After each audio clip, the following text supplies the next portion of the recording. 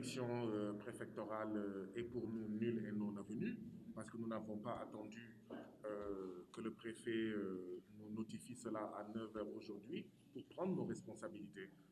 Les différentes organisations pour lesquelles nous nous battons se sont réunies hier dans l'après-midi et ont décidé en toute responsabilité, compte tenu des prières qui nous ont été formulées, compte tenu des demandes qui nous ont été formulées, des médiations entreprises par un certain nombre de personnalités religieuses, coutumières, des citoyens, quant à la situation de la propagation du coronavirus. Nous avons pris en compte cet élément-là pour très clairement montrer aux citoyens sénégalais que nous avons énormément d'empathie par rapport à leur situation, que nous sommes des êtres de chair et de sang qui avons également un cœur et que, comme on dit dans notre pays, c'est pour cela que nous avons décidé de reporter notre manifestation, mais également pour avoir du temps, pour mieux nous remobiliser, mobiliser nos troupes pour engager les nécessaires luttes que la situation exige. Avoir le bac depuis 1 an et ne pas être orienté est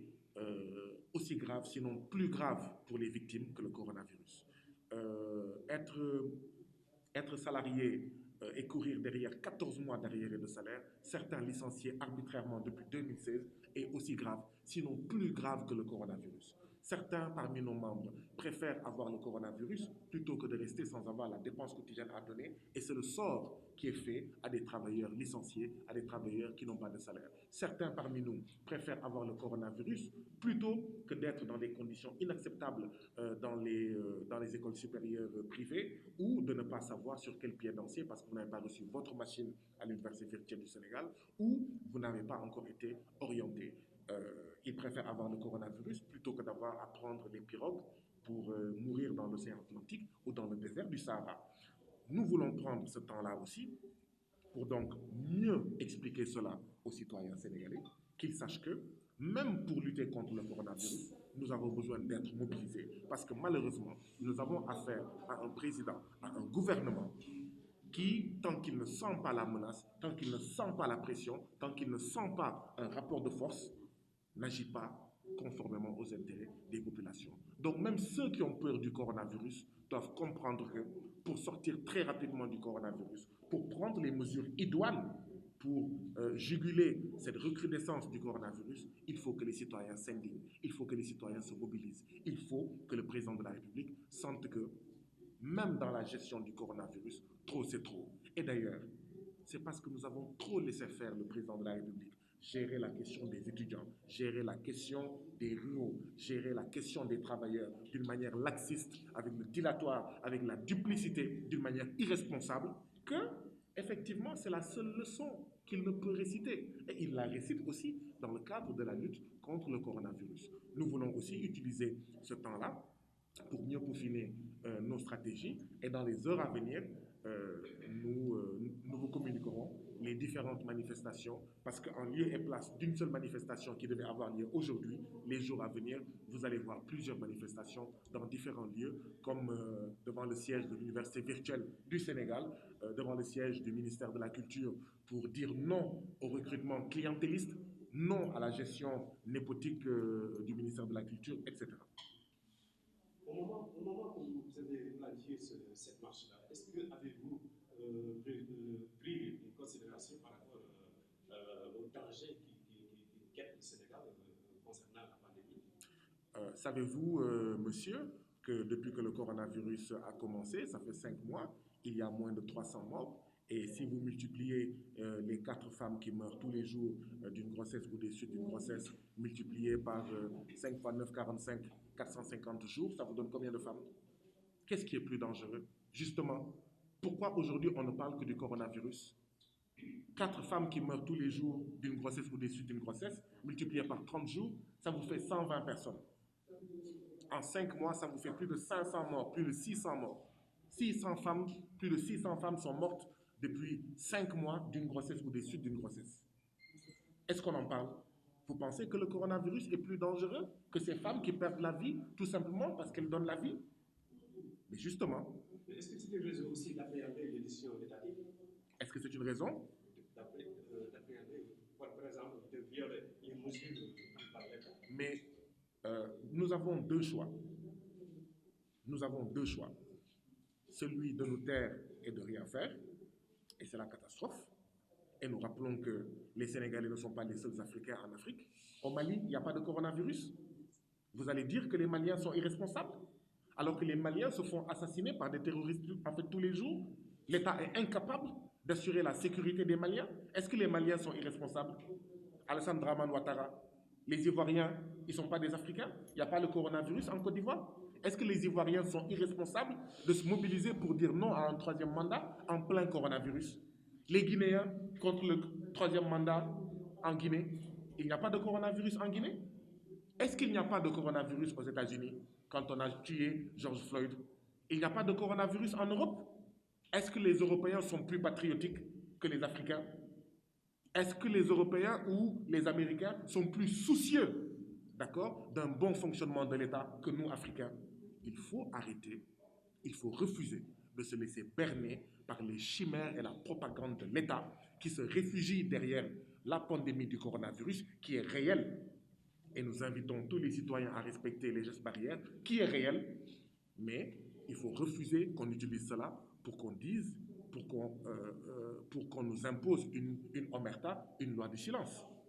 D'accord? Et les pères de famille qui n'ont pas de dépenses quotidiennes du fait de l'État, du fait de la complicité de l'État, sous prétexte de coronavirus, on devrait se taire?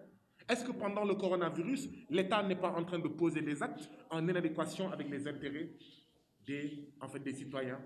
Et que devraient faire les citoyens? Se taire et ne rien faire? Et attendre la mort? Non. C'est pour ça d'ailleurs que nous disons, nous allons profiter de ce temps que nous donne ce report-là pour expliquer, pour convaincre les citoyens qu'il est possible de manifester en plein coronavirus. Je rappelle que moi, personnellement, j'ai participé sur la corniche en plein état d'urgence à une manifestation pour George Floyd. Nous avons respecté les gestes barrières.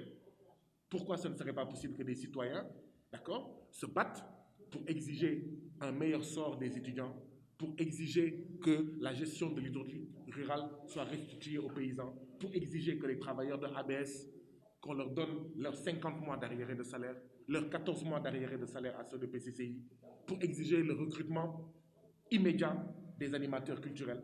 Pourquoi est-ce que ce ne serait pas possible de l'exiger, y compris en plein coronavirus? Nous disons une chose.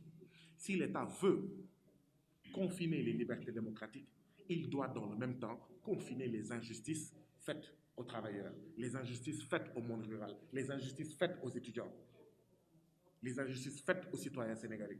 Mais vous ne pouvez pas laisser les injustices avoir cours, continuer, et en même temps vous dites à ceux-là qui en sont victimes de se taire. Cela est tout simplement inacceptable. Maintenant, chacun fait son choix. Est-ce qu'on va laisser les travailleurs de Africa 7, vos collègues, plus de 13 mois d'arriérés de salaire, se taire et ne rien faire, alors que l'État est complice, l'inspection du travail est complice, les tribunaux sont complices? Nous pensons que cela est inacceptable. Maintenant, oui, nous allons en parler, nous allons discuter, nous allons échanger. Mais si ça continue comme ça, le président Macky Sall va continuer à rajouter des couches, et sous prétexte de coronavirus, tout le monde est tétanisé, tout le monde est paralysé. Or, qu'est-ce qui se passe à côté? La situation est même plus grave. Il y a le coronavirus, il y a le terrorisme, mais les gens se battent. Il faut arrêter cette hypocrisie à la sénégalaise, qui n'est pas l'hypocrisie du peuple sénégalais, mais l'hypocrisie de ceux qui oppriment le peuple sénégalais et qui utilisent, manipulent toutes sortes de situations pour museler le peuple sénégalais, pour que le peuple sénégalais se taise et accepte lentement sa mise à mort secrète. Pour terminer, quelle est l'évolution de votre lancement par le préfet de Dakar? Que comptez-vous faire dans les prochains jours? Je viens de l'annoncer. Nous n'avons pas attendu cette interdiction qui est tombée aujourd'hui. C'est hier que nous avons pris nos responsabilités pour décider du report de notre manifestation. Nous l'avons dit tout à l'heure. Et donc, nous avons annoncé une série de manifestations dont les jours, les heures et les endroits vous seront communiqués. Donc la lutte va continuer, elle va s'intensifier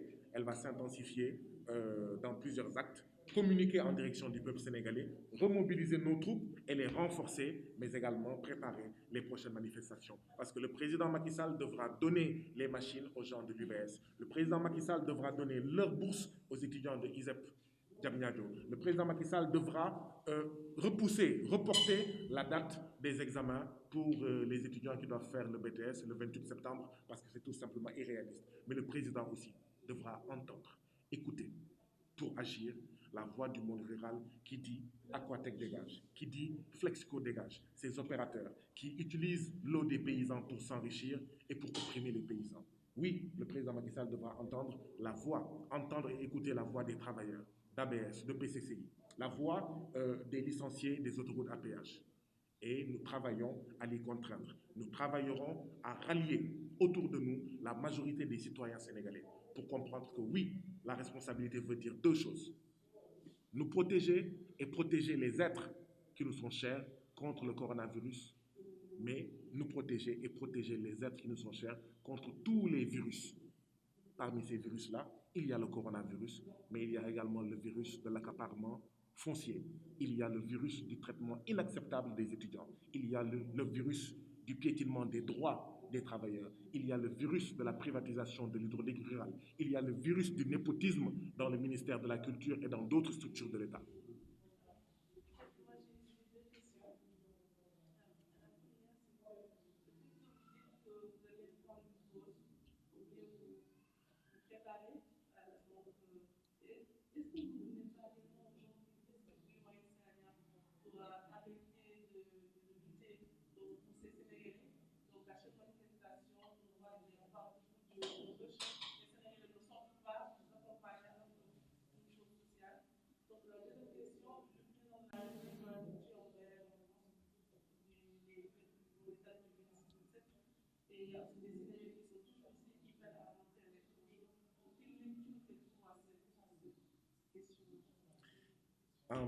Je voudrais rappeler que notre première manifestation s'est déroulée le 17 juillet 2020. Avant cette manifestation-là, l'État du Sénégal a fait des pieds et des mains pour régler les préoccupations de certains de nos collectifs afin qu'ils n'aillent pas à la manifestation. Donc vous savez, nous, qu'il y ait 1000 personnes ou 10 000 personnes à nos manifestations, ce n'est pas cela le plus important. Parce qu'encore une fois, nous le rappelons, les manifestations ne sont pas nos objectifs. Les manifestations ne sont que des moyens pour qu'on puisse rencontrer, pour que l'administration de l'UVS rencontre les étudiants de l'UVS. Et nous avons réussi à l'arracher. Un moyen pour que la Sénélec donne 189 contrats à 189 pères, mères et soutiens de famille. Et nous avons réussi à le faire. Le jour de notre manifestation, l'État du Sénégal était en réunion avec les victimes de Gadaï, était en réunion avec les travailleurs du King Fahd Palace, était parti à Nengler. Pour nous, c'est ça le plus important. Après qu'il y ait 1000 personnes, 2000 personnes, peu nous en chaud. Lundi dernier, avec des camarades, nous étions partis déposer une lettre d'information pour la manifestation du vendredi. Vous pensez que c'est comme ça qu'on traite des gens qui ne peuvent mobiliser que 5 personnes? Ou comme le disent certains de manière méprisante, 2 pelés et 3 tondus? Si ces collectifs-là sont en fait inoffensifs, pourquoi avoir fait toute cette violence que nous avons vue lundi en direction de ceux qui sont allés déposer la lettre, mais même en direction de vos collègues, dont on a confisqué les appareils pour qu'ils ne voient pas les images de ce qui se tramait. Donc voilà ma réponse par rapport à la première question. Le plus important, c'est que ces mobilisations-là ne sont ni les mobilisations de Babacar, de Ababakar ou de Moudou ou de Guy Marius Sagna. Ces mobilisations-là, ce sont les mobilisations du peuple sénégalais. Donc quand il y a 10 000 personnes, ce sont les mobilisations du peuple sénégalais. Quand il y a 10 personnes aussi, ce sont les mobilisations du peuple sénégalais. C'est aussi simple que ça. Je ne suis qu'un Sénégalais qui se bat aux côtés d'autres Sénégalais, les Moudou, les Ababakar, les Amidou, les Babakar, etc., les Fatou, les Ndeye Fatou Ndiaye, etc. Nous essayons d'édifier un rapport de force favorable au peuple sénégalais pour arracher des conquêtes sociales, pour arracher, d'accord, des acquis sociaux. Quand nous y parvenons, c'est bien pour tout le monde. Quand nous n'y parvenons pas, nous continuons à lutter pour édifier ce rapport de force. La deuxième question.